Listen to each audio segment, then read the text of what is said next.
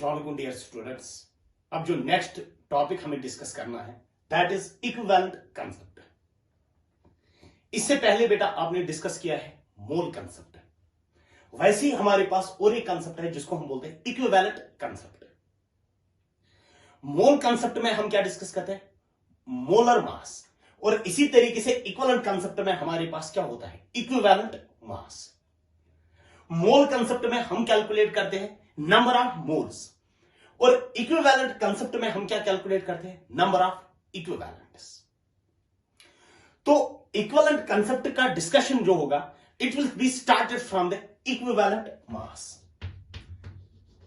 Equivalent mass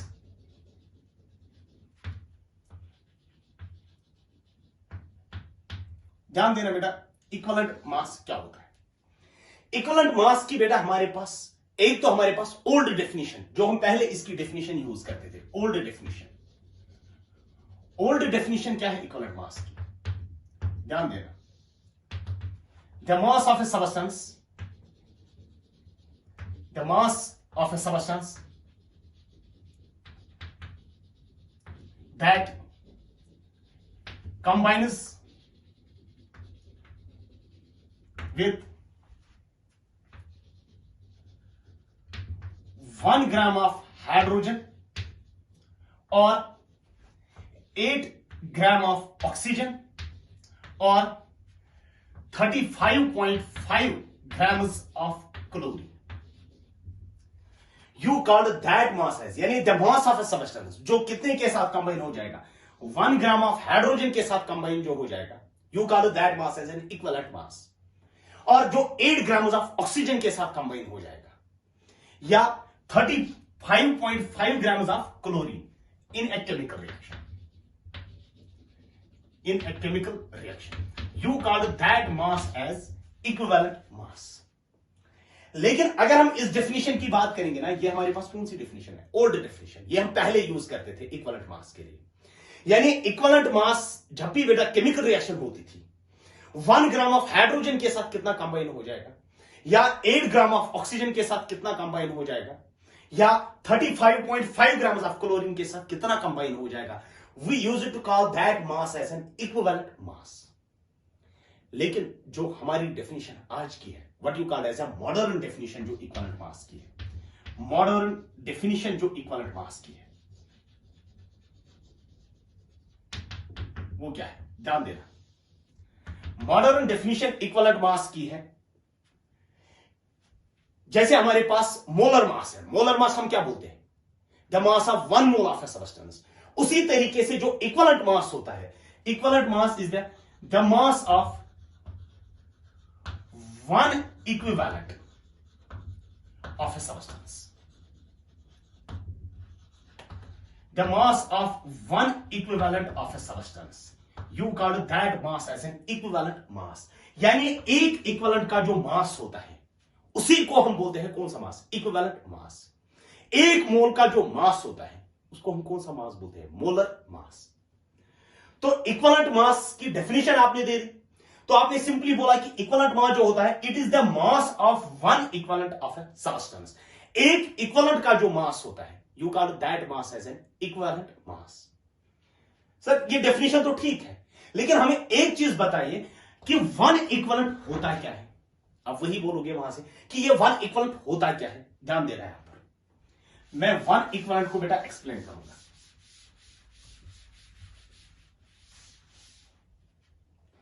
1 equivalent, 1 equivalent किसको हम बोलते हैं बेटा? 1 इक्विवेलेंट। ध्यान देना, इंपॉर्टेंट है बेटा 1 इक्विवेलेंट अंडरस्टैंड कर लेना। 1 इक्विवेलेंट होता है the mass of A substance, the mass of A substance, the mass of A substance that combines with, the mass of a substance that combines with or supply 1 mole of electrons or 1 mole of H positive. ध्यान देना, यानी one equivalent हम किसको बोलते हैं? The mass of A substance that combines with और supply 1 mole of electrons और 1 mole of H positive, यानी जो 1 मोल ऑफ इलेक्ट्रॉन्स के साथ कंबाइन हो जाएगा या 1 मोल ऑफ H पॉजिटिव के साथ जो कंबाइन हो जाएगा, you call that mass as equivalent mass. या दूसरी डेफिनेशन है ना, और सप्लाई जो 1 मोल ऑफ इलेक्ट्रॉन्स को सप्लाई करेगा या 1 मोल ऑफ H पॉजिटिव को जो सप्लाई करेगा, you call that mass as an equivalent mass. हम you call that as one equivalent, ठीक है, उसको हम वन इक्विवेलेंट बोलते हैं। और जो वन इक्विवेलेंट का मास होता है, you call that as an equivalent mass. ध्यान देना, हम ज्यादातर बेटा स्ट्रेस करेंगे 1 मोल ऑफ इलेक्ट्रॉन्स के ऊपर, बेटा हम इक्विवेलेंट मास वन इक्विवेलेंट को बेटा डिस्कस करेंगे। ध्यान देना, वन इक्विवेलेंट आपने सिंपली बोला जो 1 मोल ऑफ इलेक्ट्रॉन्स देगा या 1 मोल ऑफ H पॉजिटिव देगा, you call that as a one equivalent. या जो 1 मोल ऑफ इलेक्ट्रॉन्स के साथ रिएक्ट करेगा या 1 मोल ऑफ H पॉजिटिव के साथ जो रिएक्ट करेगा, you call that as one equivalent. ध्यान, अब अगर मैं एग्जांपल यहां पर दे देता हूं, सपोज मैं लिखूंगा सोडियम जो है it gives Na positive plus electron. अगर मैं स्टोइकियोमेट्रिक कोएफिशिएंट की बात करूंगा, यहां पर स्टोइकियोमेट्रिक कोएफिशिएंट क्या है? 1। यहां पर भी स्टोइकियोमेट्रिक कोएफिशिएंट 1, यहां पर भी स्टोइकियोमेट्रिक कोएफिशिएंट 1। तो उसका मतलब होना ये हमारे पास 1 मोल है और इलेक्ट्रॉन्स भी कितने हैं? 1 मोल।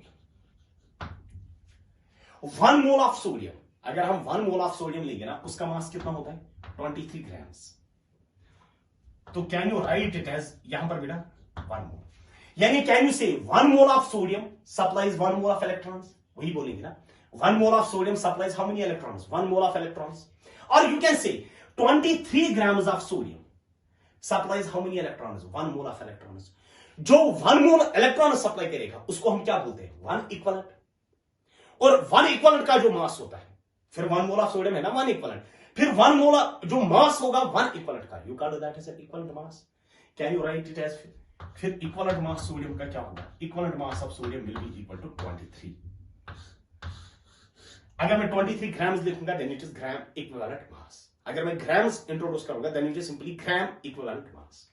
ध्यान देना, अगर मैं कैल्शियम लिखूंगा यहां पर, calcium gives calcium 2 positive plus 2 electrons, ठीक है। तो यहां पर स्टोइकियोमेट्रिक कोएफिशिएंट क्या है? 1। यहां पर भी स्टोइकियोमेट्रिक कोएफिशिएंट 1, यहां पर स्टोइकियोमेट्रिक कोएफिशिएंट क्या है? 2। तो can you write it as, ये हमारे पास 1 मोल और how many moles of electrons? 2 moles of electrons. 1 mole of electron means 1 equivalent, 2 moles of electron means 2 equivalent. Can you write it as, calcium का molar mass किसके? Mass of 1 mole that is 40 grams. चाहे 1 मोल लिखो या 40 grams लिखो, एक ही बात है।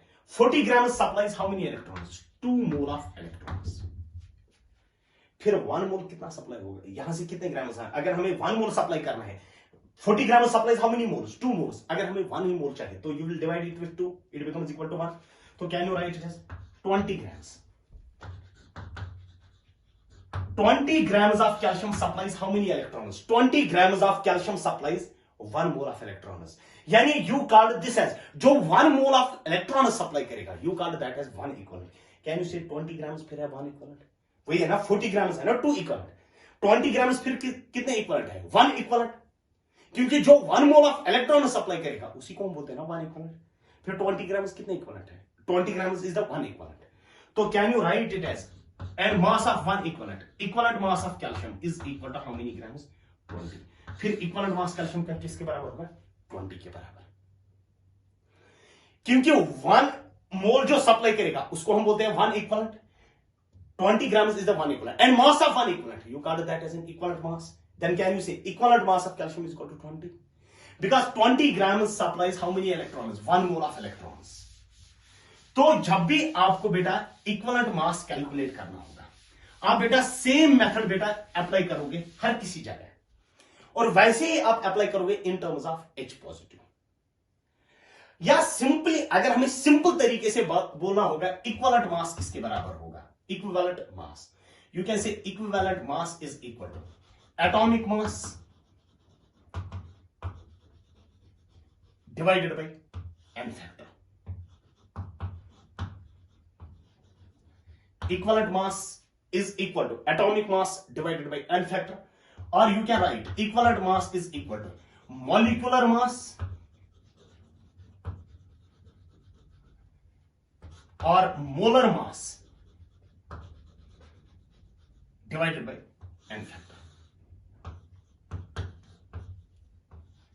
Divided by n factor. तो अब आप वहां से एक चीज बोलोगे, sir atomic mass, molecular mass, molar mass, ये तो हमें पता है, हम इक्विवेलेंट मास कैलकुलेट कर सकते हैं, मगर हमें एक चीज पता नहीं है, that is what is called as n factor. यानी अब इसके अगर हमें n फैक्टर पता होगा, you can calculate the equivalent mass. आपका वही मतलब होगा कि हम अगर हमें n फैक्टर पता होगा तो हम किस मास को कैलकुलेट कर सकते हैं, इक्विवेलेंट मास को कैलकुलेट कर सकते हैं। यानी अगर आप ये सीखोगे ना कि n फैक्टर किसके बराबर होता है, तो once you know the n factor, अगर आपको ये कैलकुलेट करना आता है कि n फैक्टर, आप कैलकुलेट कर सकते हो कौन सा मास बेटा है, इक्विवेलेंट मास। आप इक्विवेलेंट मास कैलकुलेट कर सकते हो once you calculate the equivalent mass. अगर आपको बेटा इक्विवेलेंट मास पता है, जैसे आपके पास नंबर ऑफ मोल्स किसके बराबर होते हैं, number of moles is equal to given mass divided by molar mass. वही होता है ना, given mass divided by molar mass, वो होता है नंबर ऑफ मोल्स। यहां पर बेटा हम नंबर ऑफ मोल्स कैलकुलेट नहीं करते, यहां पर हम कैलकुलेट करते हैं number of equivalents. Number of equivalent जो होते हैं that is equal to given mass in grams divided by equivalent mass. यानी अगर आपको बेटा नंबर ऑफ इक्विवेलेंट्स चाहिए, क्योंकि नंबर ऑफ इक्विवेलेंट्स आपको क्यों रिक्वायरमेंट, क्योंकि नॉर्मलिटी टर्म जो हमारे पास आती है उसमें बेटा यूज होता है नंबर ऑफ इक्विवेलेंट्स, क्योंकि हम इस टॉपिक में इक्विवेलेंट कांसेप्ट के टॉपिक में बेटा नॉर्मलिटी भी डिस्कस करेंगे। यानी अगर आपको बेटा नंबर ऑफ इक्विवेलेंट्स कैलकुलेट करने होंगे, गिवन मास वो तो वहां से देखिए हुआ है, इक्विवेलेंट मास आपको इक्विवेलेंट मास पता है, लेकिन इक्विवेलेंट मास में एक चीज प्रॉब्लम है कि आपको n फैक्टर नहीं पता है। यानी आपको बेटा नेक्स्ट जो हमारा होगा वो यही होगा कि how to calculate n factor. n factor हम बेटा कैसे कैलकुलेट करते हैं, ध्यान देना। जो n फैक्टर होता है ये हम बेटा दो जगह डिस्कस करते हैं। एक होते हैं बेटा जिनको आप बोलते हो रेडॉक्स सिस्टम्स। रेडॉक्स सिस्टम्स वो वाले सिस्टम्स होते हैं जहां पर ऑक्सीडेशन स्टेट चेंज होती है, उनमें भी बेटा हम n फैक्टर कैलकुलेट करेंगे। और दूसरा होता है non redox systems.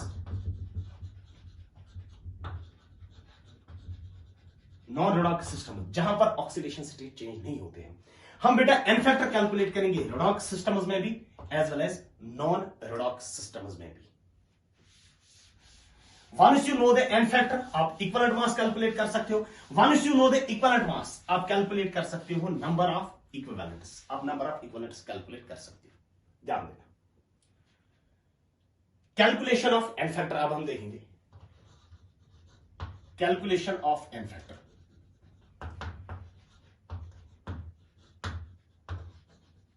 number first is n factor for elements. n factor for elements, it is equal to valency. Elements के लिए n फैक्टर सिंपली किसके बराबर होता है, वैलेंसी के बराबर होता है। जैसे बेटा लिथियम, सोडियम, पोटेशियम, इनका तो आपको पता है कि वैलेंसी 1 के बराबर होती है, therefore n factor is equal to 1। तो लिथियम, सोडियम, पोटेशियम यानी n factor for elements is simply equal to valency. इसी तरीके से कैल्शियम, मैग्नीशियम, जिंक, आपको पता है कैल्शियम की भी वैलेंसी 2 है, मैग्नीशियम की भी 2 वैलेंसी है और जिंक की भी 2 वैलेंसी है, यानी n फैक्टर इनमें किसके बराबर आ जाएगा, 2 के बराबर। एल्यूमिनियम की अगर हम बात करेंगे, एल्यूमिनियम का n फैक्टर बेटा किसके बराबर है, 3 के बराबर। अब अगर हम आयरन की बात करेंगे, आयरन के लिए वैलेंसी होती है 2 पॉजिटिव की, आयरन की वैलेंसी होती है 3 पॉजिटिव की। यानी आयरन के पास जो वैलेंसी होता है ना, it has a variable valency, क्योंकि आयरन 2 पॉजिटिव भी एग्जिस्ट करता है और आयरन 3 पॉजिटिव भी एग्जिस्ट करता है।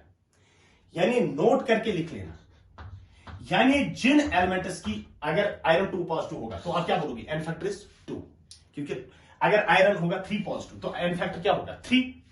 यानी अब जिन एलिमेंट्स के पास वेरिएबल वैलेंसी होती है उनके पास वेरिएबल n फैक्टर होगा। Elements with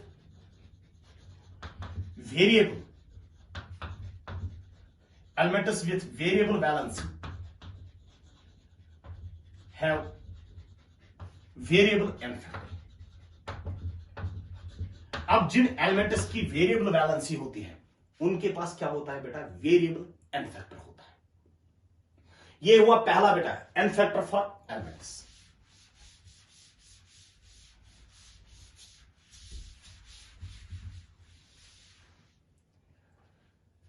number second is n factor for an ion.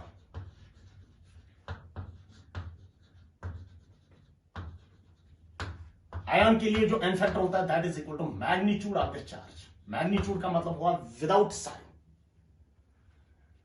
जैसे बेटा lithium positive, sodium positive, Cl negative, OH negative, इसका बेटा चार्ज कितना है, +1, इसका +1, इसका -1, इसका -1।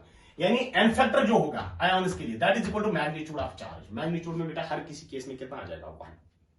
इसी तरीके से कैल्शियम 2 पॉजिटिव, चार्ज कितना है, +2। SO4 2 नेगेटिव, चार्ज कितना है, -2। CO3 2 नेगेटिव, चार्ज कितना है, -2। तो एन फैक्टर जो होता है, n factor for an ion it is equal to magnitude of the charge. Magnitude हर किसी केस में कितना है, 2। Al3 positive, aluminium 3 positive, PO4 3 negative. अगर आप देखोगे बेटा यहां पर मैग्नीट्यूड चार्ज का कितना है, 3, और यहां पर भी मैग्नीट्यूड चार्ज का कितना है, 3। Here it is positive, here it is negative. आपको खाली मैग्नीट्यूड लेना है तो एन फैक्टर किसके बराबर आ जाएगा, n factor will be equal to 3 के बराबर होगा एन फैक्टर। नेक्स्ट बेटा number 3, n factor for an ionic compound. N factor for an ionic compound it is equal to magnitude of total positive charge और total negative charge.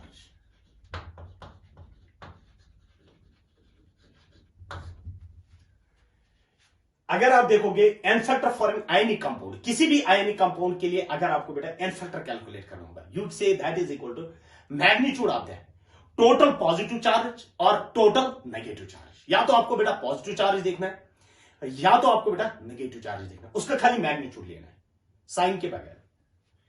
जैसे NaCl, KCl, अगर आप देखोगे ये भी हमारे पास आयनिक कंपाउंड है क्योंकि इसमें sodium positive and Cl negative, KCl इसमें K पॉजिटिव Cl नेगेटिव। तो अगर हम एन फैक्टर की बात करेंगे इसमें बेटा एन फैक्टर किसके बराबर होगा, चार्ज कितना है, पॉजिटिव चार्ज +1, नेगेटिव चार्ज कितना है, -1। चाहे आप पॉजिटिव चार्ज ले लो या नेगेटिव चार्ज ले लो, दोनों केस में बेटा एन फैक्टर किसके बराबर आ जाएगा, 1, क्योंकि इसमें पॉजिटिव चार्ज भी 1 है, नेगेटिव चार्ज भी 1 है। और इसी तरीके से CaCl2, ZnCl2। जरा मुझे बताओ CaCl2 इसमें बेटा कौन सा पॉजिटिवली चार्ज स्पीशीज कौन सा है, कैल्शियम, उस पर कितना चार्ज है, 2 पॉजिटिव, और पॉजिटिव चार्ज इसमें कितना है, +2। क्लोरीन पे कितना चार्ज है, -1, मगर 2 क्लोरीन है ना, यानी -2। क्योंकि आयनिक कंपाउंड में जितना पॉजिटिव चार्ज होता है उतना नेगेटिव चार्ज, चाहे आप पॉजिटिव चार्ज की बात कर लो या नेगेटिव चार्ज की बात कर लो, एक ही बात है। कैल्शियम इसमें पॉजिटिव आयन कौन सा है, कैल्शियम, उस पर कितना चार्ज है, +2। तो खाली मैग्नीट्यूड आपको लेना है ना, दैट इज 2। या इसी तरीके से हमारे पास AlCl3, FeCl3। तो यहां पर बेटा पॉजिटिव चार्ज कौन सा है, एल्यूमिनियम, उस पर कितना चार्ज है, ये इस एल्यूमिनियम की वैलेंस है, 3 पॉजिटिव चार्ज है। आयरन पे कितना चार्ज है, 3 पॉजिटिव। तो एन फैक्टर किसके बराबर आ जाएगा, 3 के बराबर आ जाएगा। अगर मैं बोलूंगा Al2SO4 थ्राइस, Al2SO4 थ्राइस, तो कितने एल्यूमिनियम है बेटा इसमें 2 एल्यूमिनियम है, क्योंकि Al2 2 एल्यूमिनियम। एक एल्यूमिनियम पे कितना चार्ज है, ये 3 यहां पर है ना, असल में एल्यूमिनियम का है। एक एल्यूमिनियम पे कितना चार्ज है, 3 पॉजिटिव, 2 पे कितना होगा, +6, और SO4 पे भी होगा टोटल में -6, क्योंकि SO4 पे -2 होता है, 3 पे कितना होगा, -6, क्योंकि आयनिक कंपाउंड में जितना पॉजिटिव चार्ज होता है उतना नेगेटिव चार्ज। यानी एल्यूमिनियम पे बेटा 3 पॉजिटिव, 2 एल्यूमिनियम पे कितना आ जाएगा, 6, यानी एन फैक्टर बेटा किसके बराबर आ जाएगा, 6 के बराबर। याद रख लेना इस बात को बेटा, कि जो नोट करके लिख लेना बेटा, इक्विवेलेंट मास जो होता है equivalent mass of an ionic compound, equivalent mass जो होता है आयनिक कंपाउंड का, that is equal to equivalent mass of cation plus equivalent mass of anion. जो आयनिक कंपाउंड का होता है equivalent mass, that is equal to equivalent mass of cation plus equivalent mass of anion. वो cation का equivalent mass plus anion का equivalent mass के बराबर होता है, ध्यान देना। अब अगर हम देख लेंगे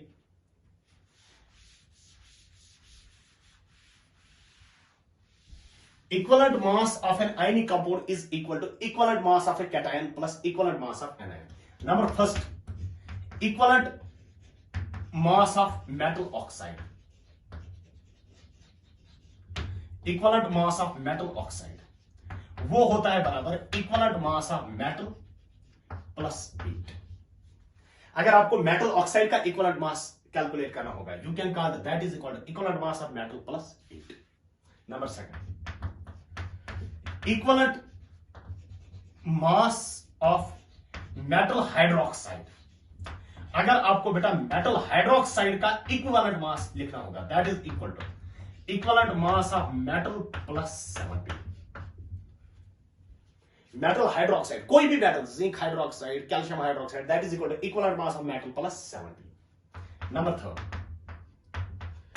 equivalent mass of metal chloride.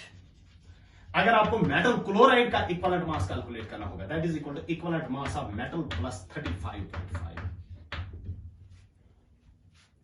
And number fourth, equivalent mass of metal carbonate.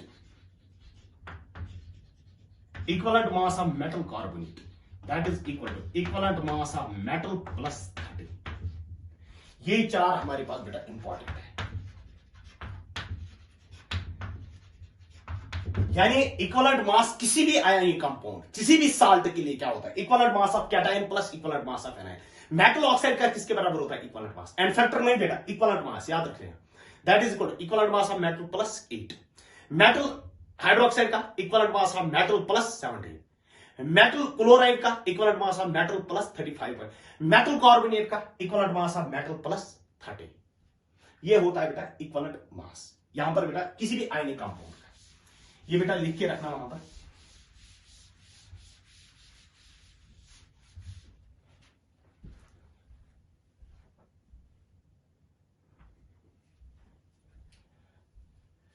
तो इससे पहले हमने इक्विवेलेंट मास ऑफ देखा था फॉर एन एलिमेंट्स, दूसरा हमने देखा था equivalent mass of an ionic compound ion, that is equal to magnitude of charge.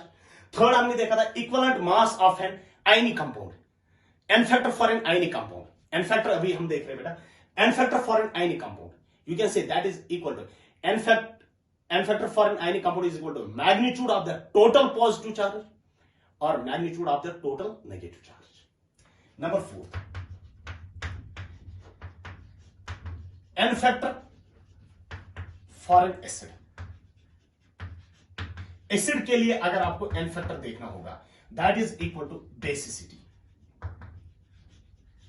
n factor for an acid that is equal to basicity. अगर एसिड के लिए आपको n फैक्टर देखना होगा, किसी भी एसिड के लिए, वो किसके बराबर होते हैं, बेसिसिटी। बेसिसिटी क्या होती है, number of replaceable H positive, number of replaceable H positive, कितने H पॉजिटिव रिप्लेस हो सकते हैं, number of replaceable H positive, that is called as basicity. जैसे बेटा HCl, ये एक H पॉजिटिव दे सकता है। इसी तरीके से HNO3 ये भी एक H दे सकता है। इसी तरीके से HClO4 ये भी एक H दे सकता है।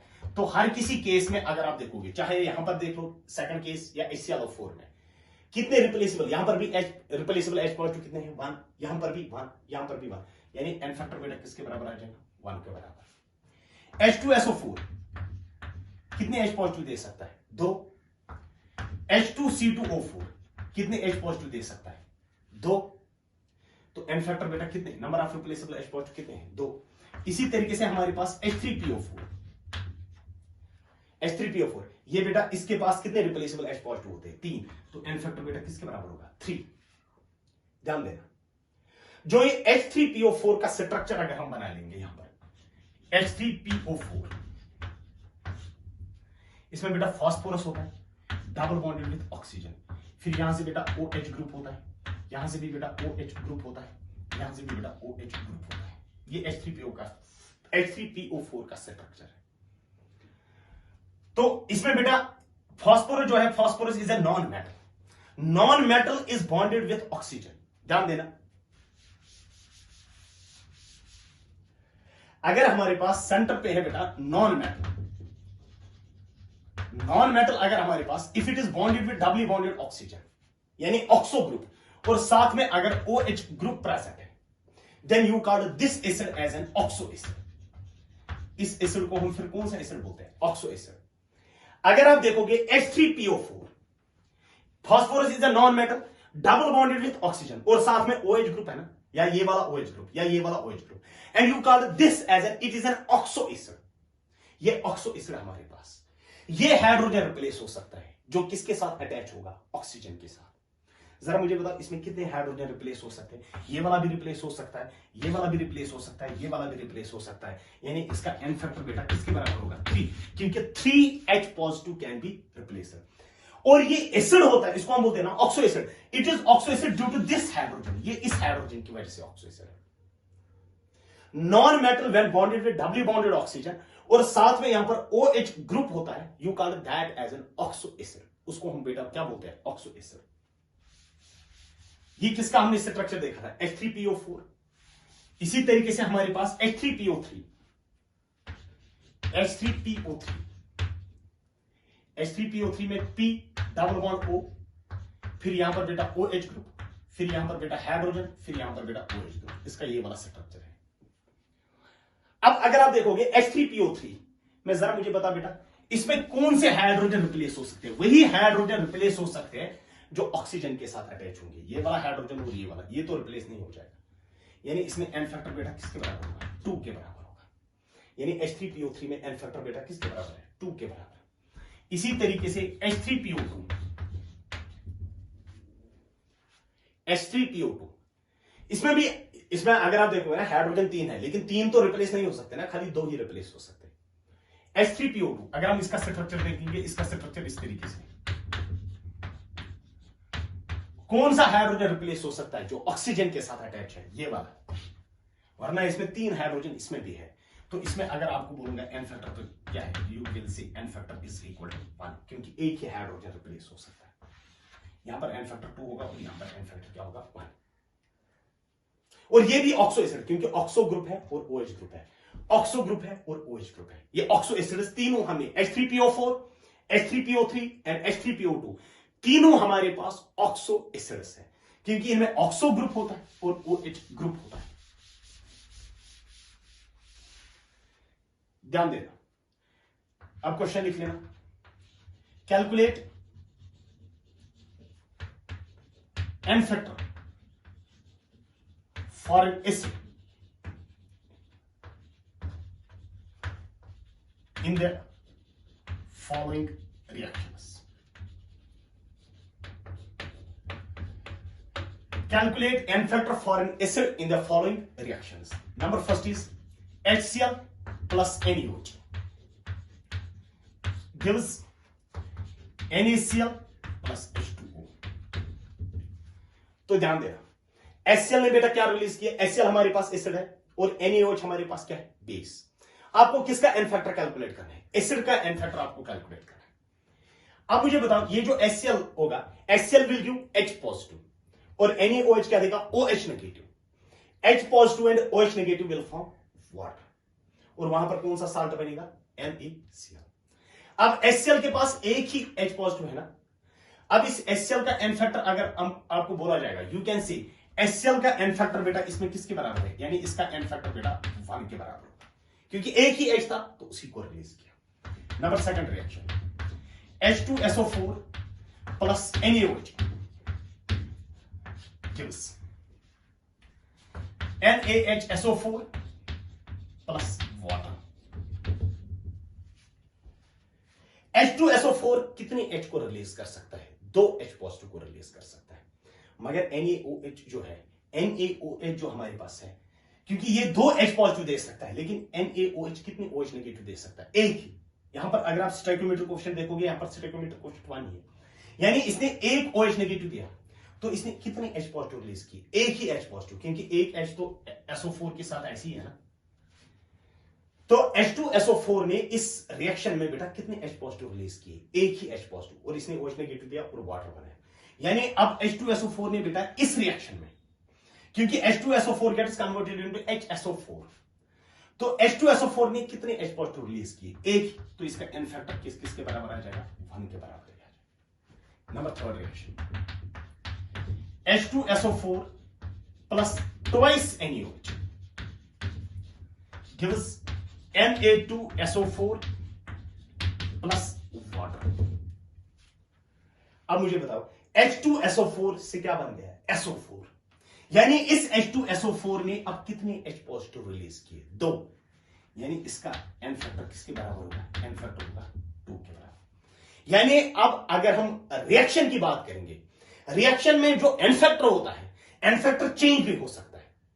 यानी H2SO4 gets converted into HSO4, तो इसने बेटा एक ही H रिलीज किया, तो n factor is equal to 1। H2SO4 gets converted into SO4, तो इसने 2 H पॉजिटिव रिलीज किए, तो n फैक्टर बेटा क्या होगा? 2 के बराबर।